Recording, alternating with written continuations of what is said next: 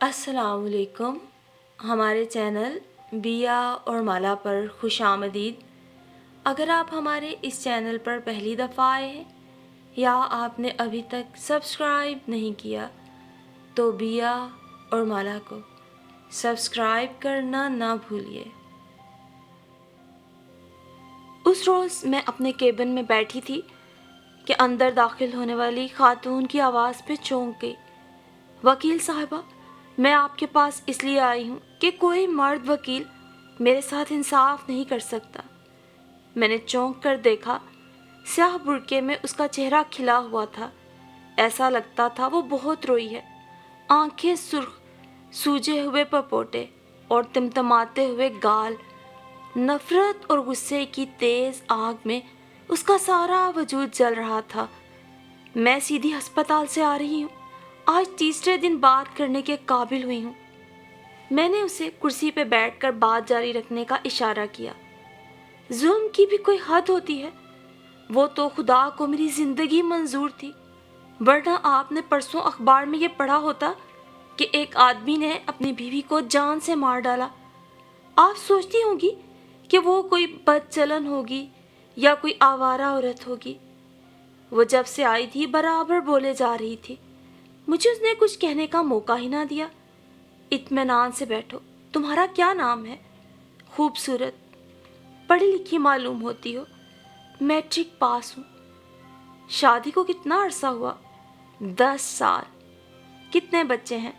7, 4 लड़के और 3 लड़कियाँ। मियाँ क्या करता है? क्या करता है ये तो खुदा ही जानता है। वैसे टैक्सी ड्राइवर है। 1500 माहवार तनख्वाह, कमीशन अलग। मगर क्या सारी तनख्वाह चर्च, ठर्रे और सिनेमा की नज़र हो जाती है? वो तो मेरे माँ बाप को अल्लाह जन्नत नसीब करे, जहेज़ में मुझे मशीन दे गए थे। कपड़े सी सी कर गुजारा कर रही हूँ। उस पर भी ये हालत है, जब पैसे ना हो मेरे सर पे लठ लेकर सवार हो जाता है। ला पैसे दे। अगर नहीं देती तो मार मार के अधमुआ कर देता है। मेरे जिस्म पर कोई ऐसी जगह नहीं जहां नील ना पड़ा हो। कलेजे पे पत्थर रख कर उसके बाल बच्चों को पाल रही हूँ। क्या करूँ? ममता बुरी चीज़ है। तुम चाहती क्या हो? मैं तुम्हारी क्या मदद कर सकती हूँ? आप सब कुछ कर सकती हैं। आप उसे फांसी पे भी चढ़ा सकती हैं। पुलिस में रिपोर्ट हो चुकी है। एक बयान भी दे चुकी हूँ मैं। वकीलों के पास गई थी, मगर मर्द की जात और इंसाफ, तौबा कीजिए। सब ने यही कहा, सुलह सफाई कर लो, पुलिस में मामला मत बढ़ाओ। मेरा ख्याल है ठीक कहते हैं, बेकार अदालत में खिंची खिंची फिरोगी। अगर बगैर मुकदमा लड़े सुलह सफाई हो जाए तो अच्छा है। मैंने भी उसे यही तसल्ली दी। आपने भी मेरा दिल तोड़ दिया। जो इंसान चाकू लेकर मेरी छाती पे चढ़ बैठा, मैं उसे कैसे माफ कर दूं? वो तो अड़ोस पड़ोस के लोग अंदर आ गए। मेरे छोटे बच्चे जाग गए। सब ने जालिम को घेर लिया। वो तो चाकू मेरे सीने में उतार चुका था, मगर जिंदगी ही बेगैरत थी मेरी। उसने बुर्का हटाकर गले से लेकर कमर तक बंधी हुई पट्टियां दिखाई। वकील साहिबा, औरत ही औरत का दुख समझ सकती है। अगर आपने भी मेरी मदद ना की तो समझ लूंगी कि इंसाफ दुनिया से उठ गया है। नहीं नहीं, घबराओ मत, तुम्हारे साथ इंसाफ होगा। वकालत के इन 5 सालों के दौरान मुझे कभी अपने औरत होने का एहसास न हुआ था। मैं औरतों की दुनिया से कट सी गई थी। औरतें मुझे चुगलखोर, कम ज़र्फ और तंग नज़र मालूम होती थी। इनमें खलूस की बजाय हसद होता है। इसके बरक्स मर्दों की जहानत, वसीउ नज़री, खुद एतमादी और खलूस की मैं कायल थी। मर्दों में बैठकर मुझे कभी अपने औरत होने का ख्याल ही ना आया, और औरतों में बैठकर मुझे ऐसा लगता है जैसे मैं इनमें से नहीं हूँ। शायद इसलिए कि मैं उनकी दिलचस्पी की बातें नहीं कर सकती। और आज ये अजनबी औरत मेरे पास सिर्फ इसलिए आई है कि मैं औरत हूँ। मुझे इससे हमदर्दी सी महसूस हुई। मेरी नस्वानी गैरत जाग उठी। मैंने फैसला कर लिया कि मैं इस गरीब औरत से कुछ लिए बगैर इसका मुकदमा लड़ूंगी। मर्द का जो पहलू ये मेरे सामने लाई है वो मैंने आज तक नहीं देखा था। اس لیے کہ مجھے مردوں کے متعلق بڑی خوش فہمیاں ہیں، لیکن یہ عورت جس کے پاس 10 سال کی گھریلو زندگی، مسلسل قربانی، محنت اور مشقت کا تجربہ ہے، جو 7 بچوں کی ماں ہے، مجھے مرد کا حقیقی پہلو دکھانے آئی ہے، اس مرد کا جو شراب پیتا ہے، جوا کھیلتا ہے اور جو بیوی کی جان لینے سے بھی دریغ نہیں کرتا۔ میں نے محسوس کیا کہ یہ خوبصورت کا ہی سوال نہیں ہے، یہ ساری مظلوم اور مجبور بیویوں کا سوال ہے۔ خوبصورت، تم آرام سے بیٹھو، میں تمہارے لیے چائے منگواتی ہوں، پھر تم مجھے اپنے بارے میں اچھی طرح بتانا، میں تمہاری ہر ممکنہ مدد کروں گی۔ وہ چائے پی رہی تھی اور میں اس کی سرخ سرخ آنکھوں میں غم اور مصیبت کے سائے میں گزری ہوئی زندگی دیکھ رہی تھی، جیسے تپتی دوپہر میں انگاروں پہ چلتے چلتے پیروں میں آبلے پڑ جاتے ہیں۔ جب خوبصورت بیاہ کر آئی تھی تو پھولوں سے لدی ہوئی موٹر میں بیٹھ کر اسے بہت خوشی ہوئی، اسے موٹر بہت پسند آئی، اور جب اس نے گھونگھٹ کی آڑ سے موٹر چلانے والے کو دیکھا تو اسے وہ بھی بہت اچھا لگا۔ جب اس کا رشتہ آیا تھا تو سب نے اس کی ماں کو مبارکباد دی تھی۔ ٹیکسی ڈرائیور ہے، اپنی موٹر ہے، خوب آمدنی ہے، اور اماں نے اپنی میٹرک پاس خوبصورت بیٹی 8ویں درجے تک پڑھے ہوئے ٹیکسی ڈرائیور کے حوالے کر دی۔ خاندان والوں نے بھی سمجھایا کہ آج کل تو دولت مند، خوبصورت اور تعلیم یافتہ لڑکیوں کے لیے بھی رشتے نہیں ملتے۔ خوبصورت کوئی پری نہیں ہے کہ کوئی شہزادہ بیاہنے آئے گا، یہی مناسب ہے کہ یہاں ہاں کر دو۔ سب کی رائے سے ماں نے ہاں کر دی۔ خوبصورت نے شادی سے پہلے بشیر کی موٹر کے بارے میں بہت کچھ سنا تھا۔ خیالوں کی دنیا میں اپنے شہزادے کے ساتھ بیٹھ کر اس نے موٹر کی سیر بھی کی تھی، اور اب وہ مستقبل میں ان سب جگہوں کی سیر کا خواب دیکھ رہی تھی جن کا اس نے کبھی نام ہی سنا تھا: مری، نتھیا گلی اور کاغان۔ وہ اپنی خیالی دنیا میں بشیر کے ساتھ ان سب جگہوں پر ہو آئی تھی، اور اردو فلموں کے خوبصورت رومانوی مناظر میں خود کو ہیروئن کی جگہ اور بشیر کو ہیرو کی جگہ بارہا دیکھ چکی تھی۔ شادی کے بعد جب اس کو یہ معلوم ہوا کہ یہ موٹر بشیر کی نہیں بلکہ وہ تو صرف اسے چلانے پر نوکر ہے تو اسے دکھ ہوا، لیکن پھر اس نے اپنے شوہر کی طرف پیار سے دیکھ کر سوچا تھا، خیر ان کی نہ صحیح، سارا دن رہتی تو انہی کے پاس ہے، اس لیے ایک طرح سے ان کی ہی ہوئی۔ بیاہ کو 1 سال گزر گیا، بشیر نے کبھی خوبصورت کو موٹر میں سیر نہ کرائی۔ اگر کوئی بچہ بیمار ہوا تو البتہ ہسپتال تک چھوڑ آیا، اور سواری ملتے ہی یہ کہہ کے چلا گیا کہ اب تم بس میں آ جانا، میں سواری چھوڑنے جا رہا ہوں۔ اور ایک دن جب وہ محلے کی عورتوں کے ساتھ پیدل راجہ بازار جا رہی تھی، بشیر کی کار اس کے بالکل قریب سے گزری۔ وہ دیکھتی ہی رہ گئی، اس میں کئی خوبصورت عورتیں بیٹھی تھیں، ایک تو بالکل ساتھ والی سیٹ پر تھی، خوب بناؤ سنگھار کیے۔ خوبصورت کے دل میں کچوکا سا لگا۔ اس روز شام کو اس نے دروازے پہ کھڑے ہو کر اور حسب معمول بار بار جھانک کر بشیر کا انتظار بھی نہ کیا۔ وہ گھر آ کر سارے وقت روتی رہی۔ رات کو جب بشیر گھر لوٹا تو اس نے پوچھا، کیسی طبیعت ہے؟ خوبصورت جس لاوے کو سال بھر سے سینے میں دبائے بیٹھی تھی، بس وہ ابل پڑا۔ تمہیں میری طبیعت سے کیا؟ تمہاری سیر و تفریح میں کوئی خلل نہیں پڑتا، تمہاری بلا سے مروں یا جیوں۔ آج تمہیں کیا ہو گیا ہے؟ اب تک تو سنا کرتی تھی، آج اپنی آنکھوں سے دیکھ لیا، بنی سنوری عورتیں ساتھ لیے گھوم رہے تھے۔ وہ غصے سے چیخ پڑا، گھوم رہا تھا؟ تمہارا مطلب کیا ہے؟ وہ سواریاں تھی، شریف بیگمیں، کسی جگہ شادی میں جا رہی تھی، پیسے دے کر بیٹھی تھی۔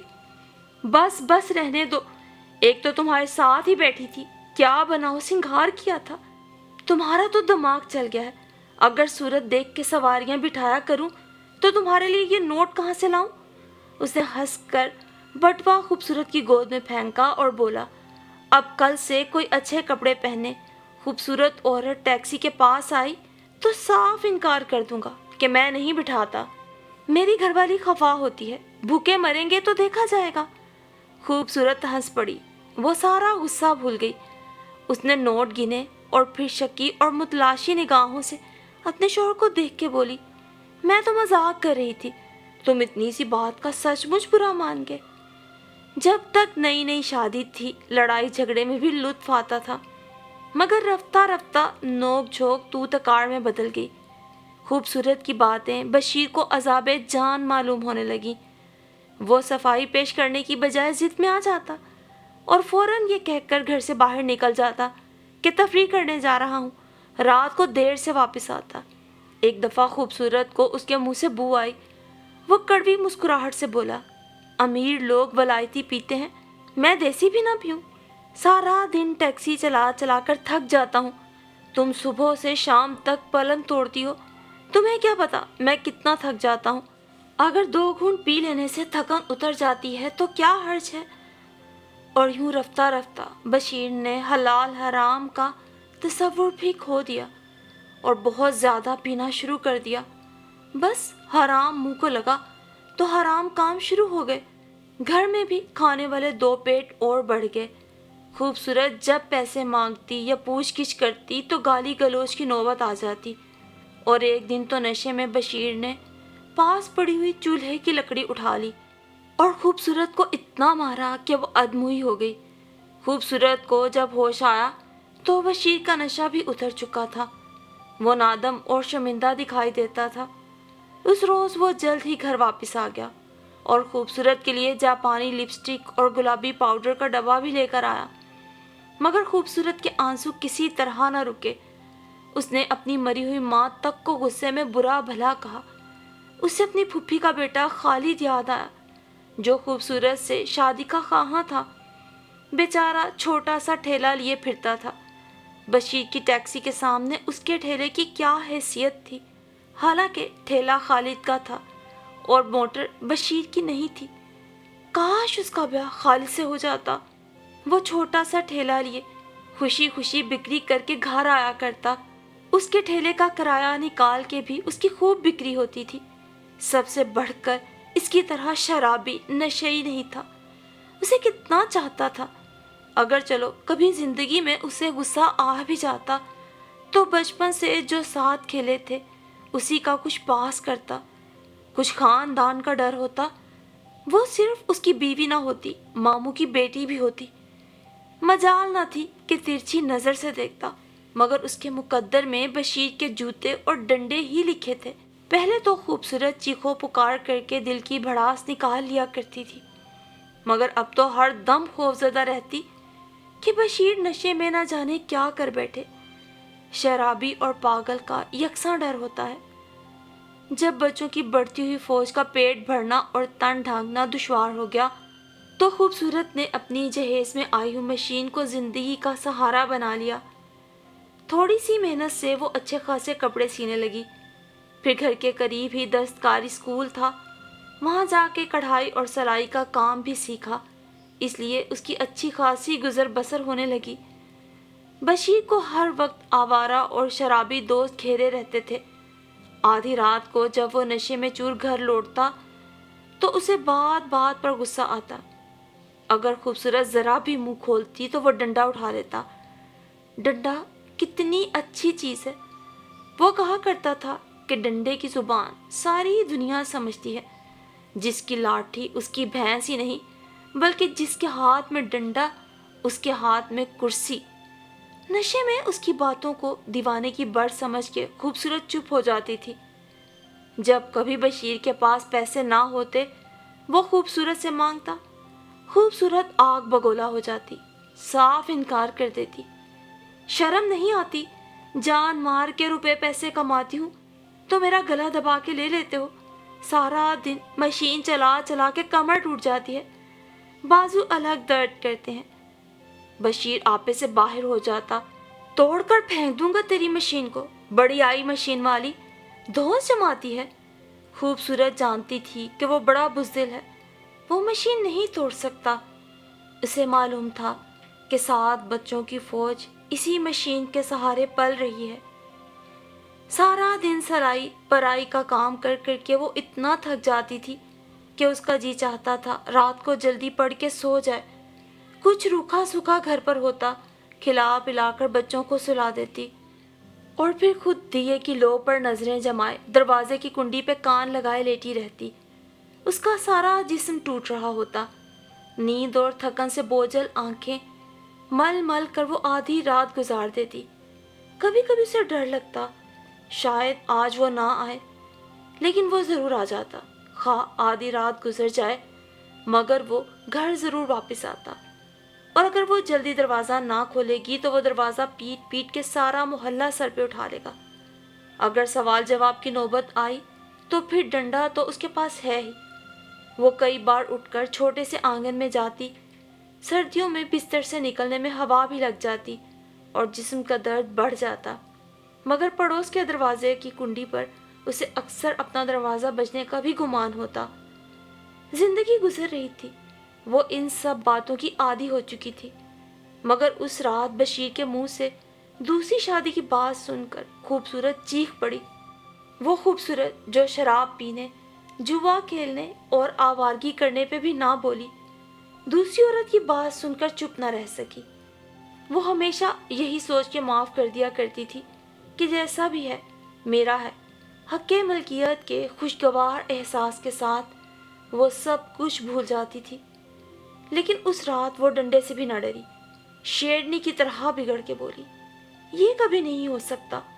मेरे जीते जी कोई दूसरी औरत इस घर में कदम नहीं रख सकती। तुम्हें शर्म नहीं आती? अब खैर से बेटी ब्याहने के लायक हो जाएगी। वो पिट कुट कर भी चिल्लाती रही। फिर उसे कुछ याद आ गया। कानून बन गया है बशीरे, जरा लेके तू आ तो मेरी सोच। 6 महीने तुझे जेल की हवा खानी पड़ेगी, उसके बाद जो होगा देखा जाएगा। उस लम्हे बशीर की आंखों में खून उतर आया। उसने अपना चाकू जेब से निकाला और खूबसूरत के ऊपर चढ़ बैठा। वो तो चाकू छोटा था और बशीर नशे में उसे अच्छी तरह इस्तेमाल ना कर सका। कई जगह छोटे छोटे जख्म आए, मगर खूबसूरत की जान बच गई।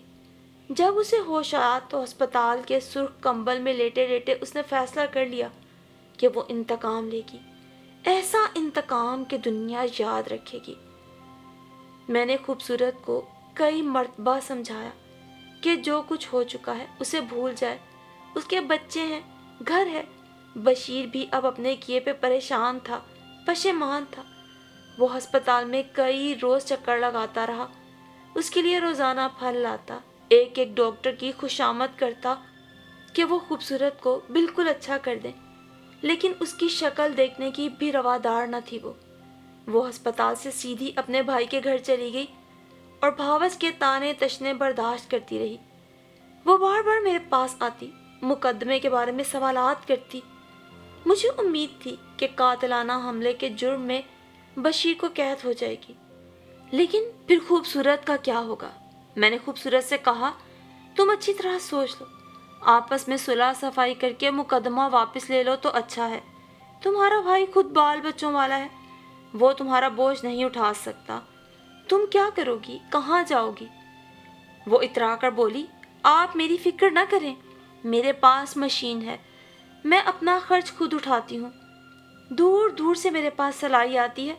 वो तो इतने दिन अस्पताल में रही, वरना इतने दिनों में तो पूरे जहेज के कपड़े सी डाले होते। और अब तो पट्टियां भी खुल गई हैं। सोच लो खूबसूरत, अब भी मसालहत का वक्त है, अभी तीर कमान से नहीं निकला। उसे मेरी बात पे गुस्सा आ गया। अगर मेरी जान ना बचती और मेरी लाश घर से निकलती तो कौन मसालहत करता? मैं चुप हो गई। सच है, बेचारी ने बड़ी मुसीबत उठाई है, बहुत दुख झेले हैं, अब इसकी हिम्मत जवाब दे गई है।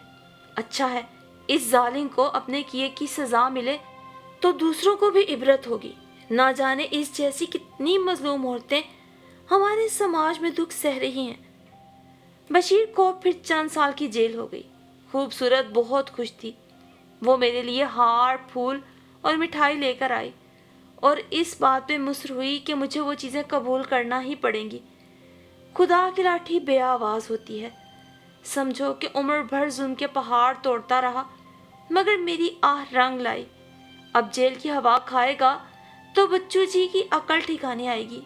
फिर उसने मुझे सैकड़ों दुआएं दी।